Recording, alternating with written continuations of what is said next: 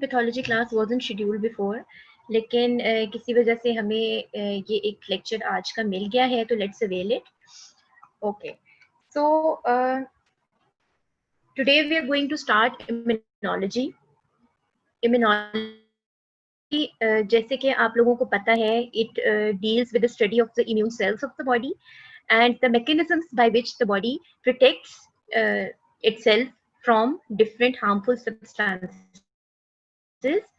and sometimes its own reactions as well. तो immunology ये एक सेपरेट डिवीजन है पैथोलॉजी की, और आपकी बुक में इसका एक मेजर यूनिट शामिल है जिसमें से एग्जाम में क्वेश्चन भी आता है, एमसीक्यूज भी आते हैं और एससीक्यू भी, एक एससीक्यू आपका इसमें से आता है. ठीक है. सो इम्यूनोलॉजी के बेसिकली जो कंपोनेंट्स हैं हमारे पास, वो है सेल मीडिएटेड इम्यूनिटी और ह्यूमरल इम्यूनिटी. तो जो सेल मीडिएटेड इम्यूनिटी है उसके अंदर इम्यून सेल्स जो हैं बॉडी के, वो इन्वॉल्व हैं, और जो एंटीबॉडी मीडिएटेड या ह्यूमरल इम्यूनिटी है, इसमें उन सेल्स से पहले एंटीबॉडीज क्रिएट होती हैं और वो जाके जो भी कंपोनेंट है, एक्सटर्नल कंपोनेंट, उसको न्यूट्रलाइज करती हैं. ठीक है. और सेल मीडिएटेड इम्यूनिटी में क्या होता है कि सेल्स जो हैं वो खुद से जो भी डिस्ट्रक्शन है वो करते हैं. तो उनकी हम डिटेल साथ साथ पढ़ते रहेंगे. ठीक है. इसके अलावा अगर हम एक ब्रीफ सा इंट्रोडक्शन ले ही रहे हैं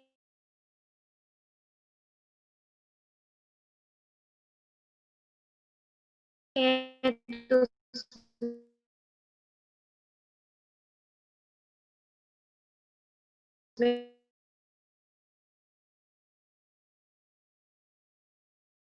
उसमें हम ये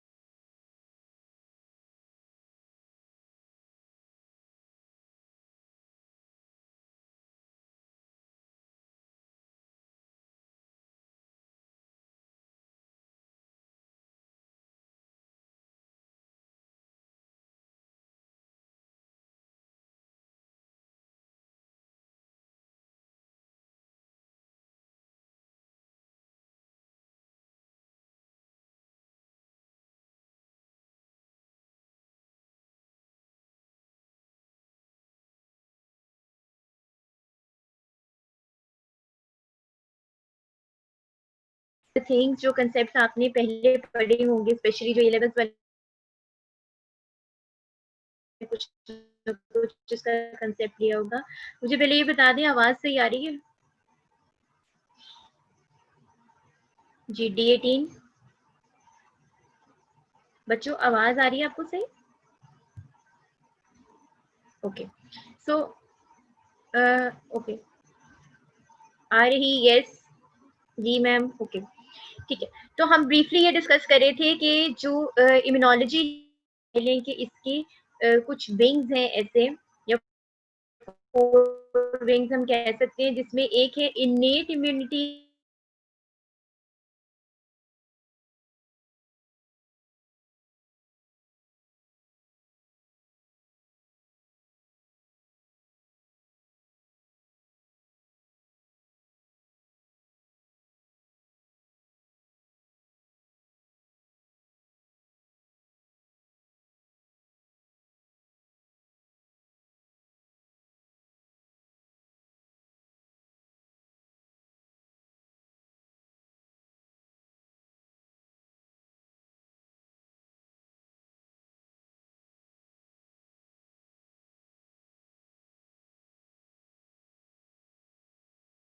कहते हैं cell mediated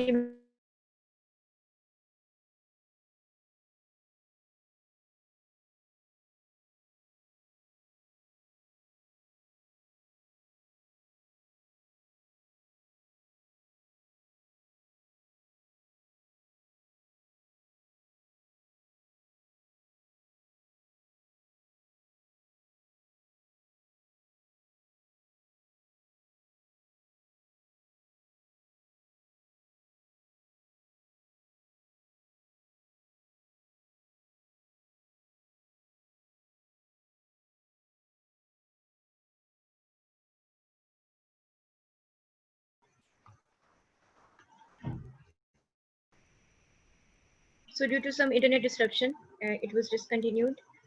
So we were discussing the four components of the immunity.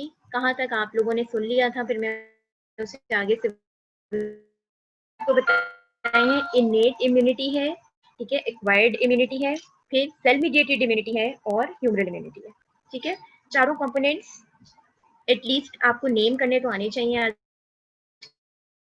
के बाद। जी Roshin, can you hear me now?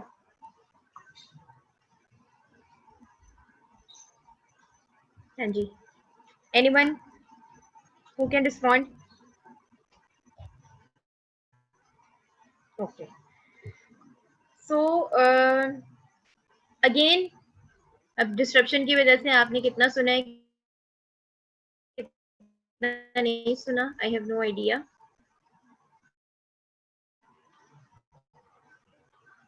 जी, तो हमने ये चार कंपोनेंट्स डिस्कस कर लिए हैं इम्यूनोलॉजी के, ठीक है। अब हम आगे फर्दर एंटीबॉडीज के बारे में आज पढ़ने लगे हैं, जो कि ह्यूमरल इम्यूनिटी का कंपोनेंट है।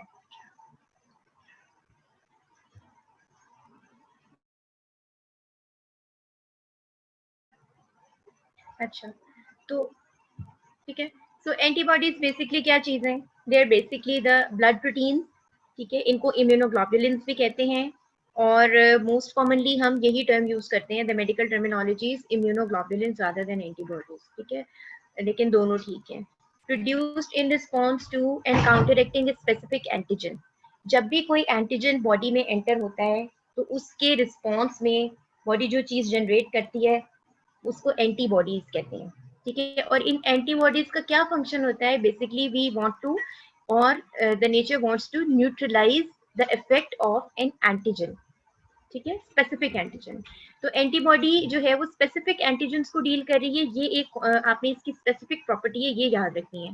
यानी एंटीबॉडी मीडिएटेड या ह्यूमरल इम्यूनिटी जो है ये स्पेसिफिक एंटीजन के अगेंस्ट स्पेसिफिक एंटीबॉडीज फॉर्म करती है, ठीक है।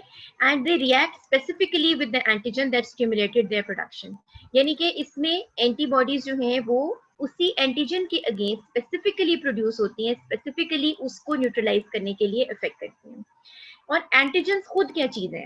अब आपके पास टर्मिनोलॉजी आ गई एंटीजन। एंटीजन क्या चीज है? The substances which the body recognizes as foreign, such as bacteria, viruses and sometimes body's own cells, ठीक है। अच्छा, अब एक और टर्म यूज होती है जो हम इम्यूनोलॉजी में यूज करते हैं, दैट इज इम्यूनोजेन। तो एक चीज होती है एंटीजन और एक चीज होती है इम्यूनोजेन।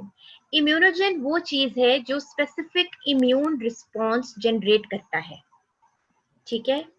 और एंटीजन वो चीज है जो कोई भी फॉरेन चीज हो सकती है जिसको बॉडी रिकॉग्नाइज करे एज अ फॉरेन सब्सटेंस। यानी बॉडी के सेल्फ से अलावा जितने कंपोनेंट्स हैं वो सब एंटीजन हो सकते हैं, लेकिन जरूरी नहीं है कि हर एंटीजन इम्यूनोजन भी हो, ठीक है। अगर तो आप फॉलो कर रहे हैं तो ठीक है, नहीं तो मैं इस पॉइंट को थोड़ा सा इलाबोरेट कर देती हूँ। जरूरी नहीं है कि हर एंटीजन इम्यूनोजेन हो। Do you agree? हाँ जी, D18 जाग रहे हैं कि नहीं? Okay, so it is not necessary कि हर एंटीजन इम्यूनोजेन हो। कोई एंटीजन ऐसे होंगे जो स्पेसिफिक इम्यून रिस्पॉन्स जनरेट करेंगे और कोई एंटीजन ऐसे होंगे जो स्पेसिफिक इम्यून रिस्पॉन्स जनरेट नहीं करेंगे, ठीक है। ओके, अच्छा, सेकेंडली हमने कहा कि समटाइम्स बॉडीज ओन सेल्स। तो ये ऑटो इम्यून डिजीजेस जो होती हैं इनमें ऐसा होता है कि बॉडी की ये सेंस खत्म हो जाती है कि उसका सेल्फ कौन सा है और नॉन सेल्फ कौन सा है। सेल्फ का मतलब है बॉडी के अपने सारे कंपोनेंट्स, ठीक है। और नॉन सेल्फ का मतलब ये है कि उस बॉडी के अंदर बाहर से कोई भी कंपोनेंट जो आया है जो उसका अपना हिस्सा नहीं है, वो सब नॉन सेल्फ है, ठीक है। तो अगर एक बॉडी के अंदर से ये कैपेबिलिटी खत्म हो जाए कि सेल्फ और नॉन सेल्फ को कैसे डिस्क्रिमिनेट करना है, तो इसकी सिचुएशन बहुत ज्यादा खराब हो सकती है। यानी कि बॉडी फिर अपने ही हर कंपोनेंट के अगेंस्ट एंटीबॉडीज बनाना शुरू कर देगी और वो एंटीबॉडीज उनको डिस्ट्रॉय करना शुरू कर देंगी या न्यूट्रलाइज करना शुरू कर देंगी, या जो अगर सेल मीडिएटेड इम्यूनिटी भी एक्टिव हो जाएगी तो उसको सेल्फ और नॉन सेल्फ की अगर पहचान खत्म हो जाए तो ऑटो इम्यून डिजीजेज होती हैं जिसमें बॉडी के अपने कंपोनेंट्स डिस्ट्रक्ट हो जाते हैं। Antibodies make up about 20% of the protein in blood plasma. Blood contains three types of globulins: alpha, beta, and gamma, based on their electrophoretic migration rate. लेकिन इनमें से एंटीबॉडीज जो हैं वो सिर्फ गामा ग्लोबुलिन्स हैं. ठीक है. Okay. So coming towards the next slide. Functions of antibodies. Antibodies के क्या फंक्शंस हैं? ये सिंपल और आसान सा लेक्चर है, लेकिन ये बहुत इंपॉर्टेंट है. इम्यूनोलॉजी में से लेट्स से अगर टोटल इम्यूनोलॉजी में से आपको 2 क्वेश्चंस बनाने हो तो मेरा ख्याल है one would be about antibodies, उनका स्ट्रक्चर, उनके फंक्शन, और second would be about hyper sensitivity. ठीक है. इसी तरह अगर इम्यूनोलॉजी में से एक क्वेश्चन बनाना होगा तो that would be either hypersensitivity और एंटीबॉडी क्या होते हैं. The most important functions of antibodies. Number 1, toxins को न्यूट्रलाइज करना है, वायरसेस को न्यूट्रलाइज करना है. ठीक है. सेकंड क्या है? Opsonization. Opsonization of the microbes so that they are more easily phagocytosed. ठीक है. और ऑप्सोनाइजेशन क्या होती है? Basically opsonization is a process जिसमें हम माइक्रोब्स को, जो हमारी इम्यून सेल्स हैं या फेगोसिटिक सेल्स हैं, उनके लिए इजीली अवेलेबल बनाते हैं, या उनके लिए इजीली आप कह सकते हैं कि, अब ये मैं ऐसी टर्मिनोलॉजी यूज करूंगी तो फिर आप इसको कहीं जाके कोट भी कर देंगे, इसलिए maybe I should be careful to say these words. लेकिन जो माइक्रोब्स को डिलिशियस बनाते हैं, ठीक है, ताकि फेगोसिटिक सेल्स उनको इंट्रैप कर लें और फेगोसिटाइज कर दें. ठीक है. But delicious is not the good term to use है. जो आपकी मेडिकल टर्म है बेसिकली वो ऑप्सोनाइजेशन ही है, यानी कि वो इनको फेगोसिटोसिस के लिए अवेलेबल करते हैं. To activate the complement. ठीक है. कॉम्प्लीमेंट सिस्टम आपने फिजियोलॉजी में पढ़ा होगा. ठीक है. हम इसमें भी रिवाइज करेंगे, उसको क्विक रिवीजन देंगे अब अपकमिंग लेक्चर्स में. अच्छा, तो एंटीबॉडीज का एक फंक्शन ये भी है कि ये कॉम्प्लीमेंट को एक्टिवेट करती हैं. अगर आपको थोड़ा सा याद हो कॉम्प्लीमेंट के बारे में, तो कॉम्प्लीमेंट जहाँ पे C5 से ऑनवर्ड, जिसमें क्या होता है कि एक मेम्ब्रेन अटैक कॉम्प्लेक्स बनता है जो उस सब्सटेंस को डिस्ट्रक्ट कर देता है. अगर वो एक माइक्रोब है जिसके अगेंस्ट ये कॉम्प्लीमेंट एक्टिवेट हुआ है, तो उसके अंदर पोर्स के उसको किल कर देगा. ठीक है. तो prevent the attachment of microbes to mucosal surfaces. तो एंटीबॉडीज का एक और काम क्या है कि जो म्यूकोजल सर्फेसेस हैं उन पे माइक्रोबियल अटैचमेंट को रोक देना. इसमें कौन सी एंटीबॉडी आती है? IgA, जो कि हम पहले पढ़ चुके हैं बहुत सारे बैक्टीरिया में.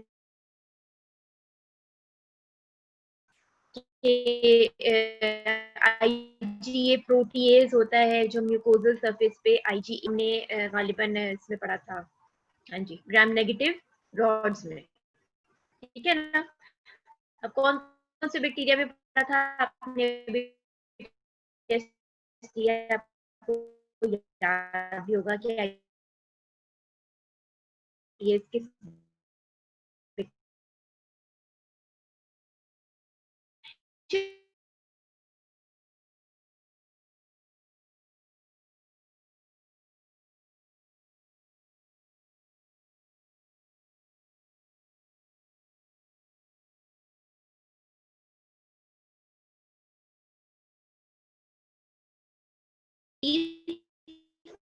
फंक्शन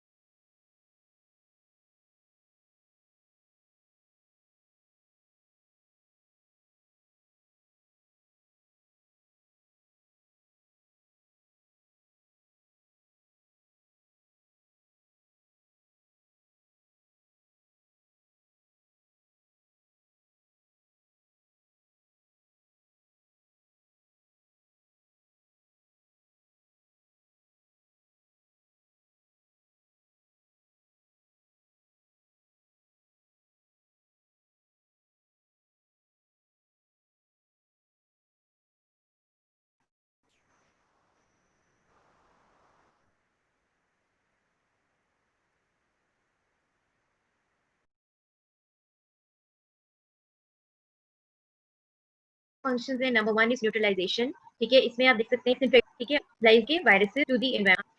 या आप अगर इसको ऐसे देखें तो हम इसकी बजाय हम ये भी देख सकते हैं कि viruses are coming to attach the cell, ठीक है, एरोस की डायरेक्शन ना देखें, आप देखिए virus is coming to attach to the cell, ठीक है, और अगर बॉडी में पहले से एंटीबॉडी हो, कौन सी सिचुएशन में पहले से एंटीबॉडी होगी, यानी कि अगर उस पर्सन की वैक्सीनेशन हुई है, लेट्स से, ये स्पेसिफिक एंटीबॉडीज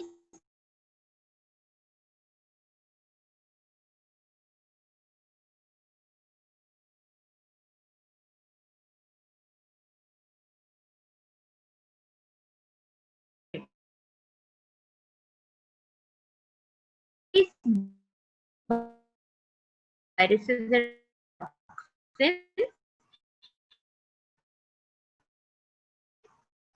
ठीक है, ये कॉम्प्लीमेंट कंपोनेंट्स हैं, C1, C4, C2, C3 ये सारे आ गए, ठीक है। एंटीजन एंटीबॉडी कॉम्प, ठीक है, तो जो स्टार्ट पॉइंट है वहां पे एंटीबॉडी और एंटीजन का कॉम्प्लेक्स जो है उसकी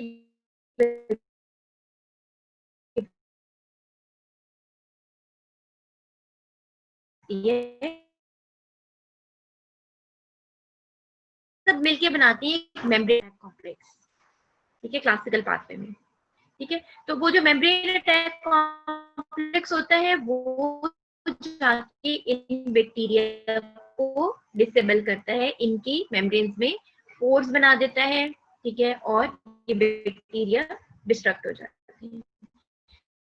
तो एंटी बैक्टीरियल एक्टिविटी इनकी इसकी कॉम्प्लीमेंट।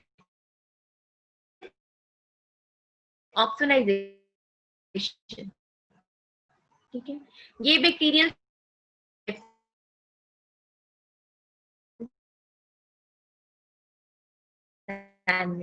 ठीक है, they help you memorize, but these are not to be used in any sort of exam, चाहे वाइवा है चाहे थेरी है, ठीक है। आपको प्रॉपर मेडिकल टर्मिनोलॉजीज के साथ प्रॉपर वर्ड्स मिले। The antibodies bound to the surface of the foreign substances for efficient phagocytosis, ठीक है।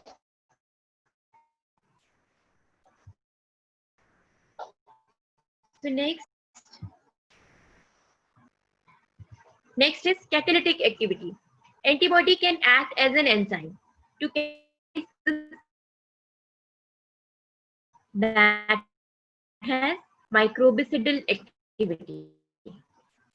Antibody can take the singlet oxygen produced by neutrophils and react with it to produce hydrogen peroxide and ozone. This ozone generated can kill E. coli. The specificity and of the antibodies का production of ozone. और इस ozone की क्या properties है कि ये माइक्रोबिसिडल होती है।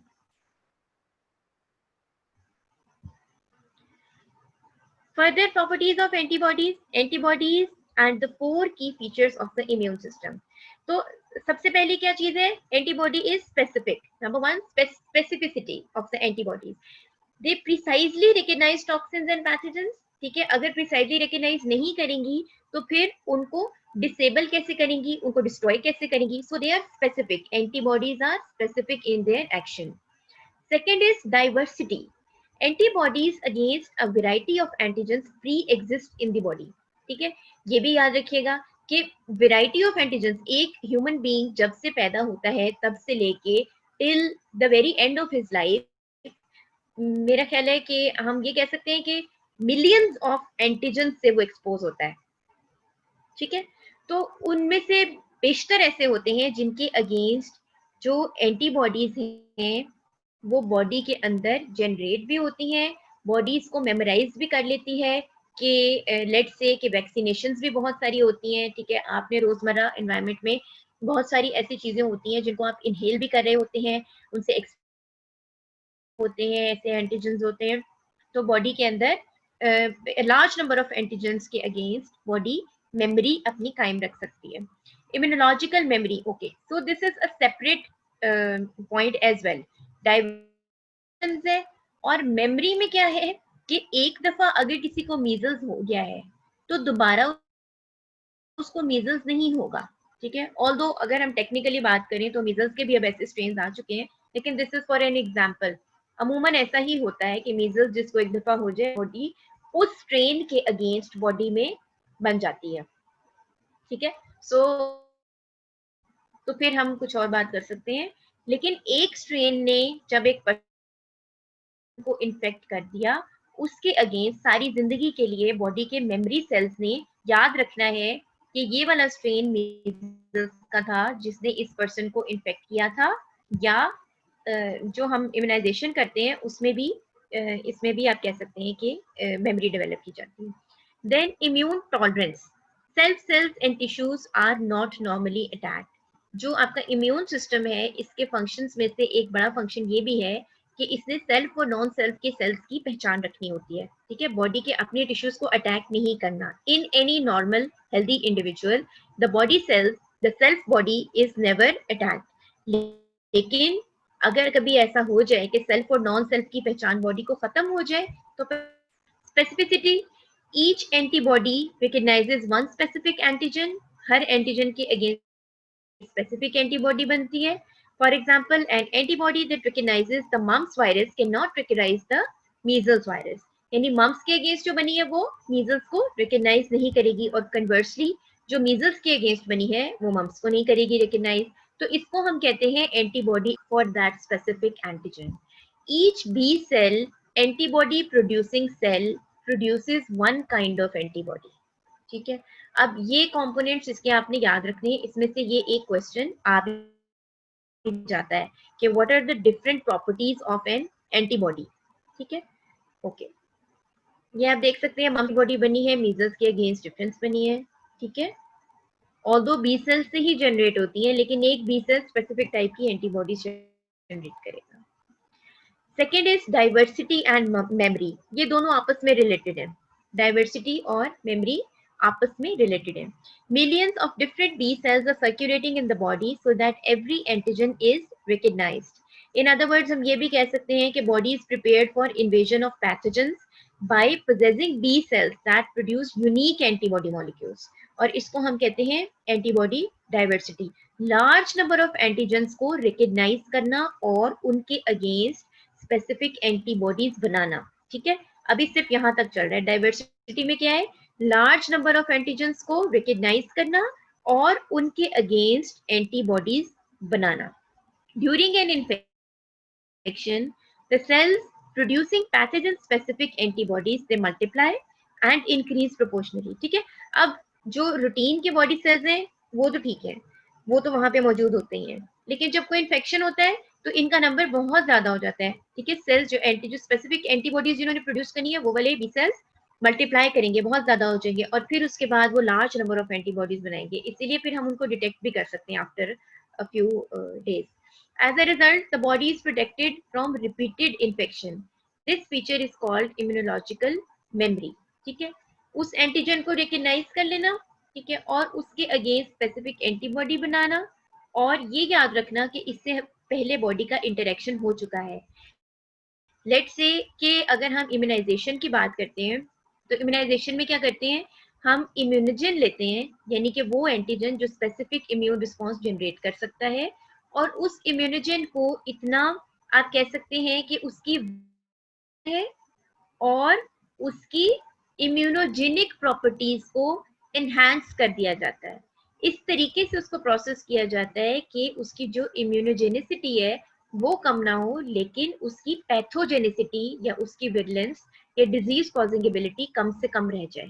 ठीक है, फिर उसको बॉडी में इंट्रोड्यूस करते हैं हम।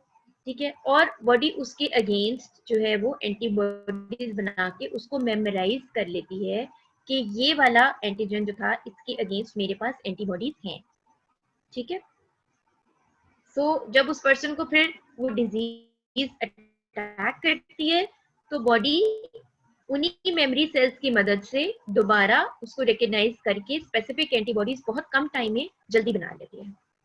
ठीक है, यहाँ पे आप देख सकते हैं millions of cells and antibodies are present in the body, all kinds of anti, the body is protected from repeated infection. ठीक है, and antigen specific B cell population expands. ये आप देख सकते हैं कि जो वो वाली पॉपुलेशन ज्यादा हो जाती है और स्पेसिफिक एंटीबॉडीज ड्यूरिंग डिजीज ज्यादा प्रोड्यूस होने लग जाती है। अप टिल नाउ यहाँ तक कोई क्वेश्चन किसी ने पूछना है? जी D18, जब ये भी कंफर्म नहीं हो रहा कि आप लोगों को समझ आ भी रही है या इंटरनेट डिस्ट्रप्शन हो रही है। Okay, next is immune tolerance. इसमें क्या होता है, antibodies recognize all types of antigen except the self antigen. ठीक है, जैसे मैंने आपको बताया कि जो बॉडी के अपने जितने बॉडी एज सेल्फ रिकग्नाइज करती है और जितने फॉरेन कंपोनेंट्स हैं उनको एज नॉन सेल्फ रिकग्नाइज करती है। ठीक है, इस फीचर को कहते हैं immune tolerance. To self antigens are generated but there in the bone marrow.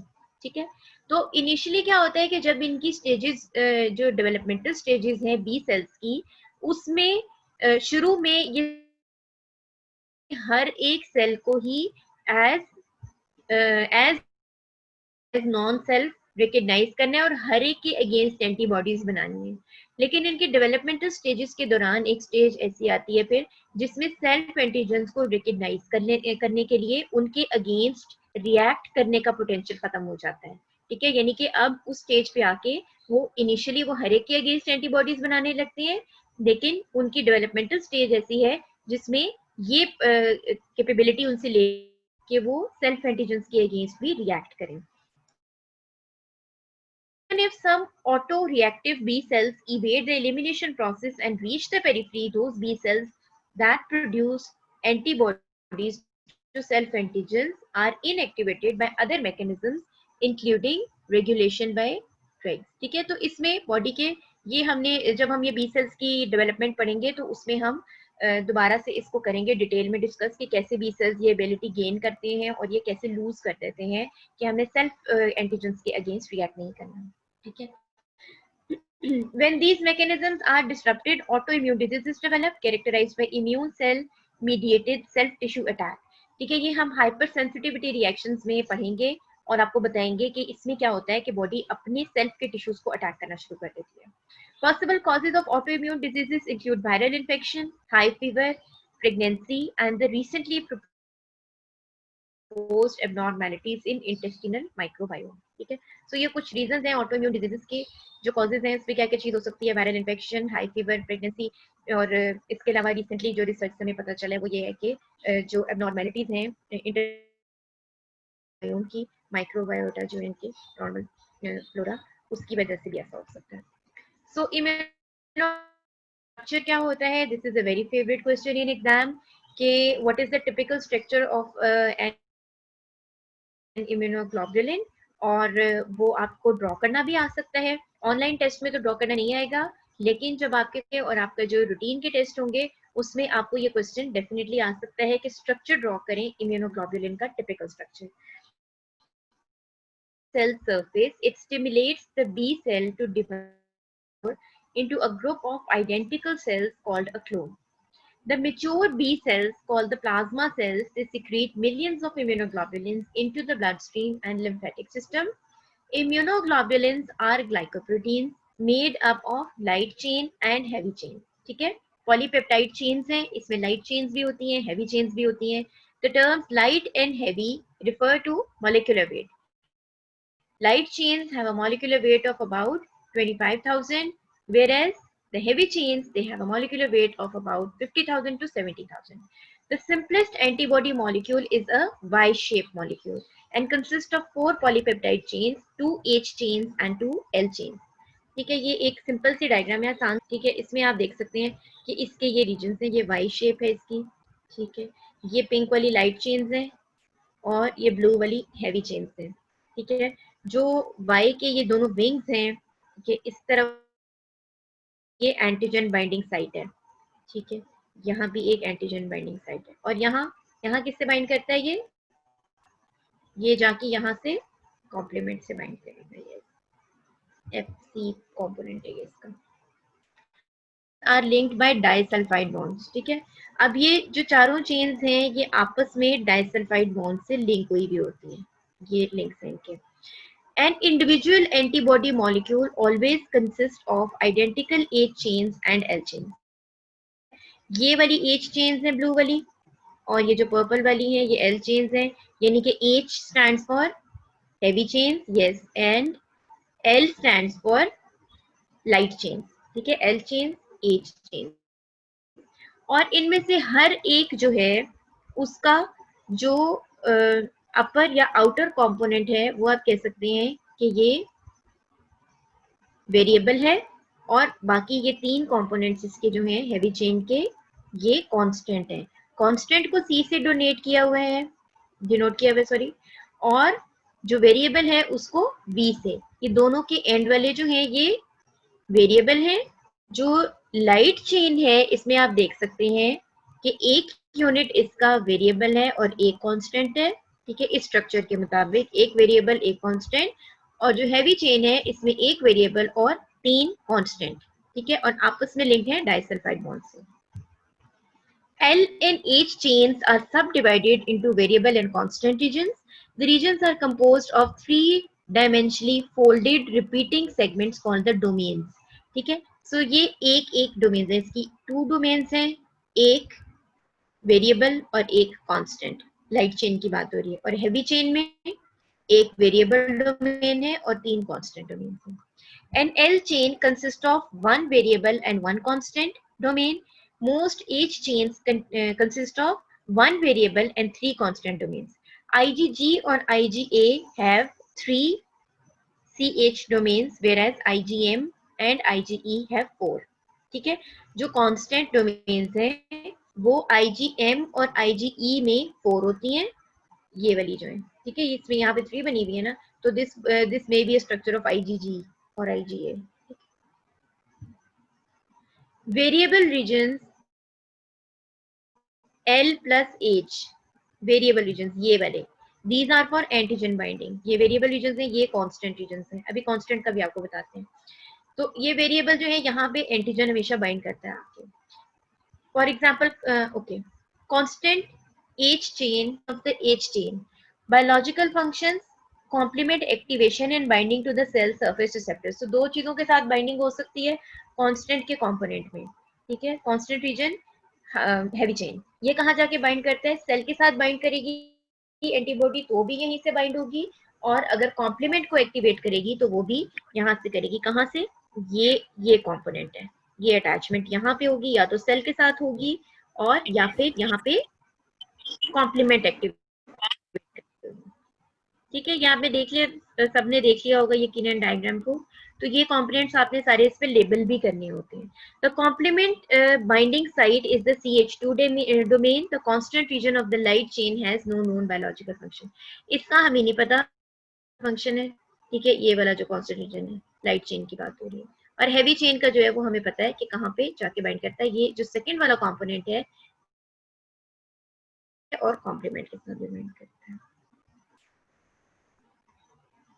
The variable region of both L and H chain have three extremely variable hypervariable amino acid sequences at the from the antigen binding site, ठीक है।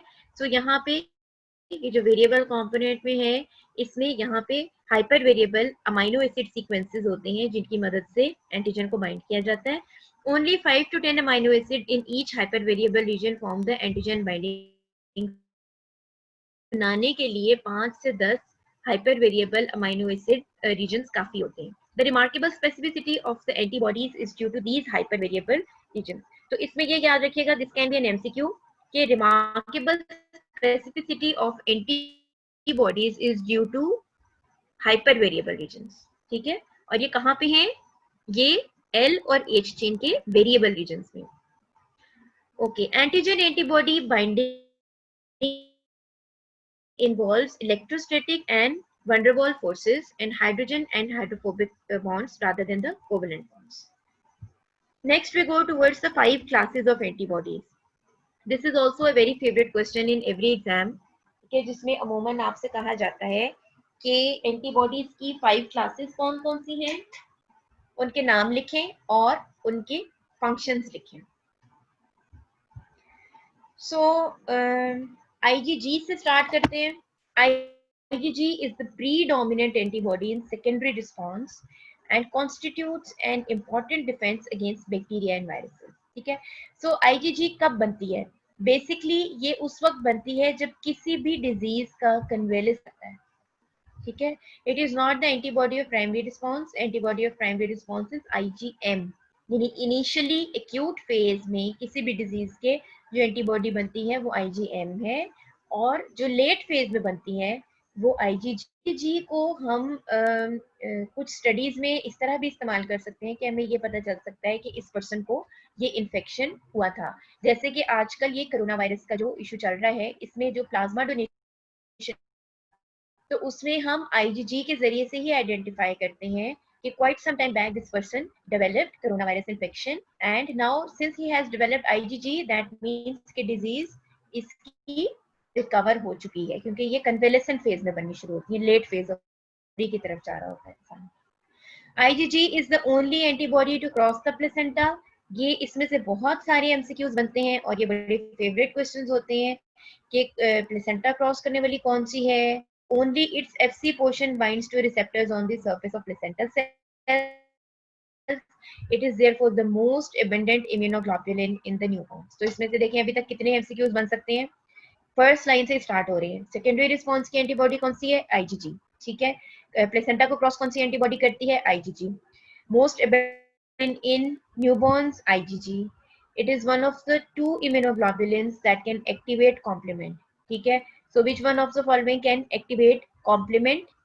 ठीक है. इसमें अगर मैं IgM का option ना दूं साथ, तो फिर आपने IgG लिखना है. तो बहुत सारे क्वेश्चन इसमें से बनते हैं. अच्छा, इसके अलावा ऑप्सोनाइजेशन में भी इसका रोल है. It can opsonize and enhance the phagocytosis because the surface of phagocytes for the gamma H chain.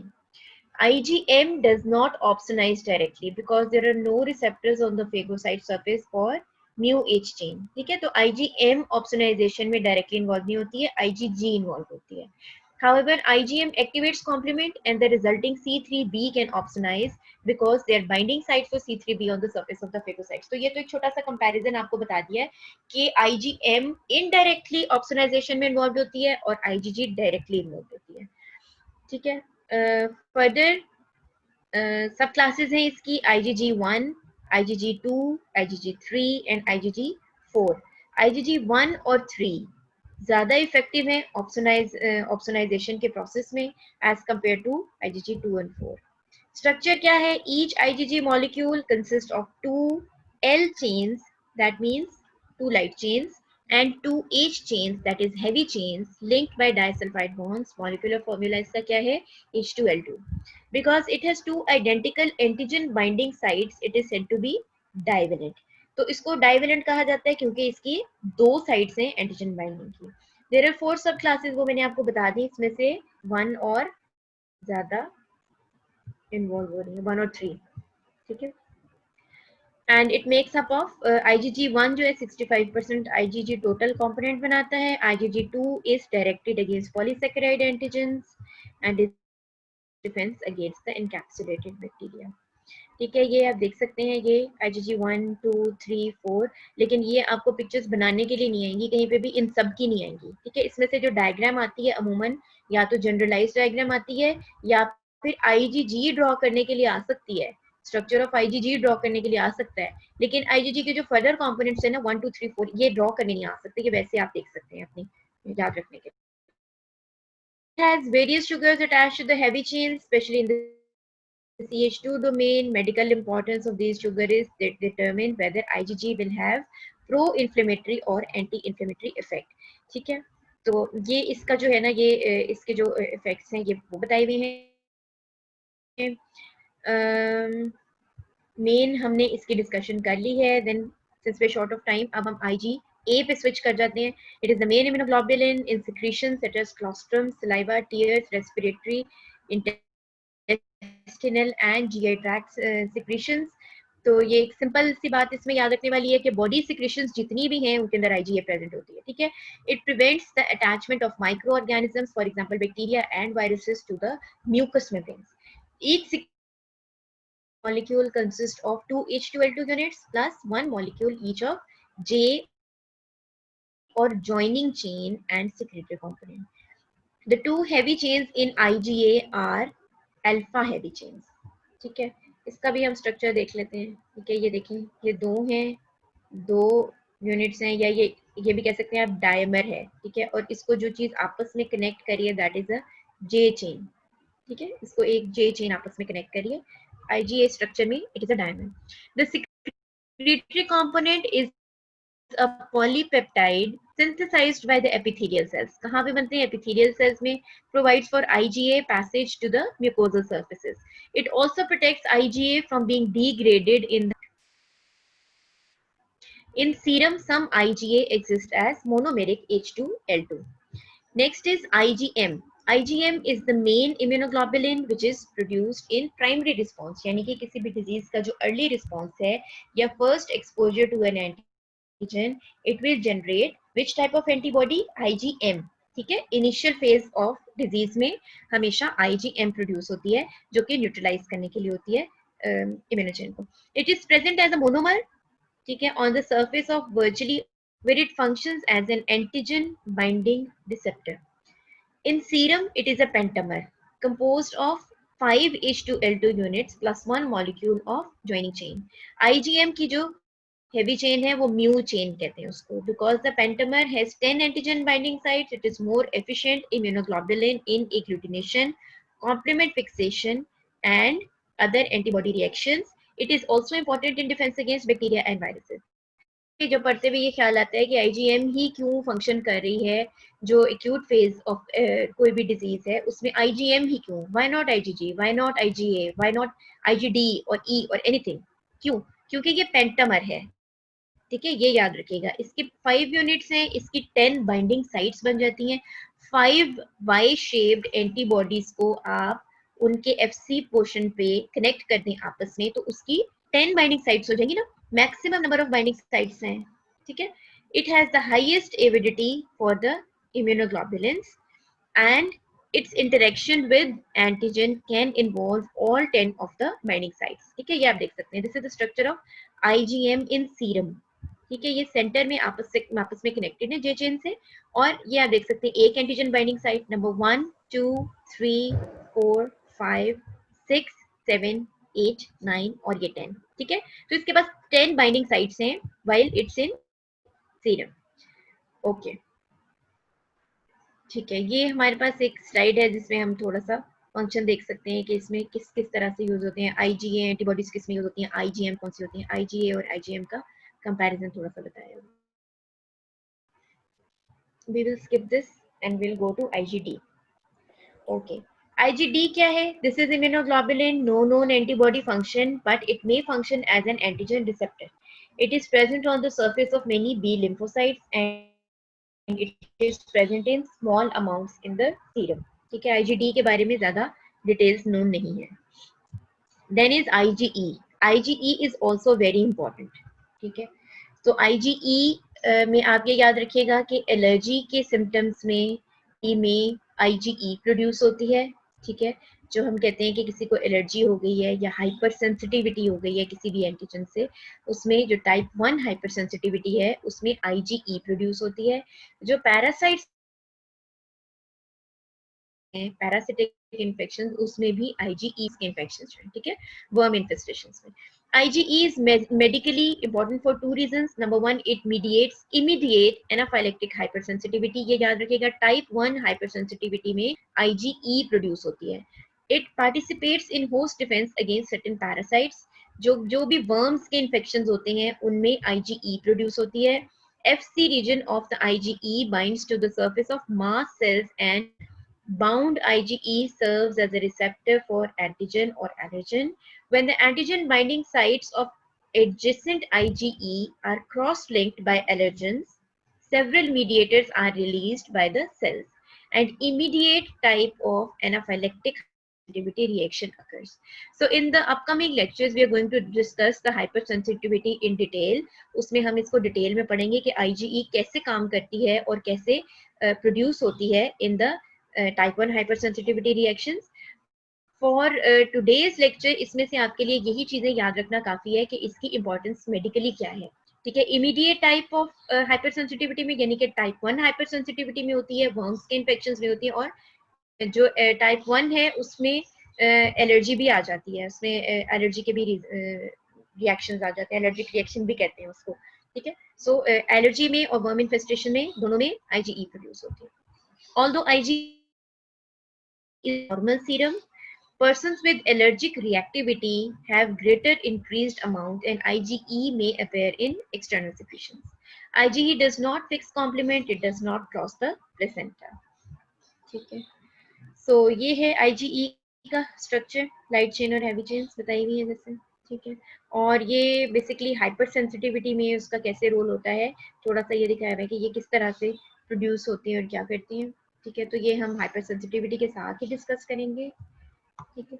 It is the main important Hellman's worm infections such as Strongyloides, Trichinella, Ascaris, and hookworms Nicator and Ankylostomum.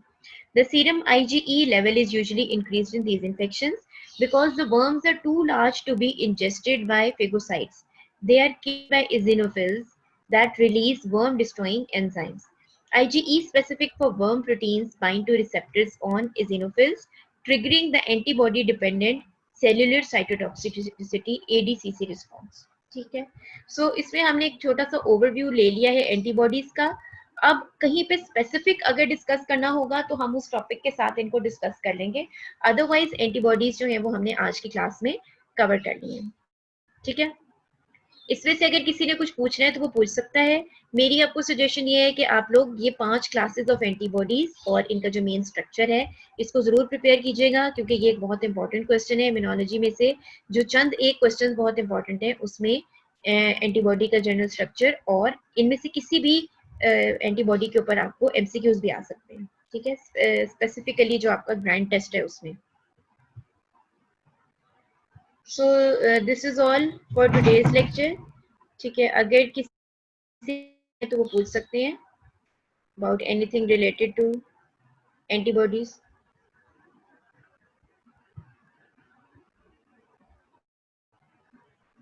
जी, वैसे मैंने आपको बता दिया है कि इसमें से क्या क्या क्वेश्चंस पूछे जा सकते हैं। सो इसको प्लीज प्रिपेयर कर लीजिएगा इस टॉपिक को, एंड आई होप कि नेक्स्ट लेक्चर में जब हम फर्दर किसी और टॉपिक पे डिस्कशन करेंगे तो आप रिकॉल करेंगे, जैसे कि अगर लेट्स से कि हम बार डिस्कस करें या कोई और चीज डिस्कस करें तो उसमें आपको बताना आना चाहिए कि हाइपर सेंसिटिविटी टाइप 1 में कौन सी एंटीबॉडीज इन्वॉल्व होती हैं, ठीक है। चलें फिर हम एक छोटा सा क्विज अभी कर लेते हैं, ठीक है। So which is the antibody of primary response? Who would like to answer? Antibody of primary response.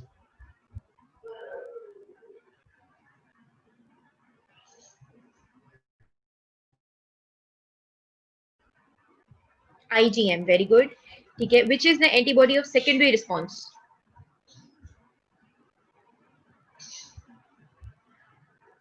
Secondary response की एंटीबॉडी, वेरी गुड, ठीक है। अच्छा, एलर्जीज में या वर्म इन्फेस्टेशन में कौन सी एंटीबॉडी रेज होगी? IgE, good, okay. Which antibody will cross placenta? Placenta को कौन सी एंटीबॉडी क्रॉस करती है? IgG किसने कहा है? बिल्कुल ठीक कहा है, IgA नहीं है बेटा, IgM भी नहीं है, ठीक है। प्लेसेंटा को क्रॉस कौन सी करती है? IgG, ठीक है। तो ये छोटे छोटे से क्वेश्चन हैं, ये मैंने आपको आइडिया दे दिया है कि स्मेराइज के इनके क्या फंक्शंस हैं, कितनी टाइप की एंटीबॉडीज हैं और इनके मेन फंक्शंस क्या हैं, ठीक है। इसी तरह से इनमें से MCQs बनते हैं, ठीक है। With this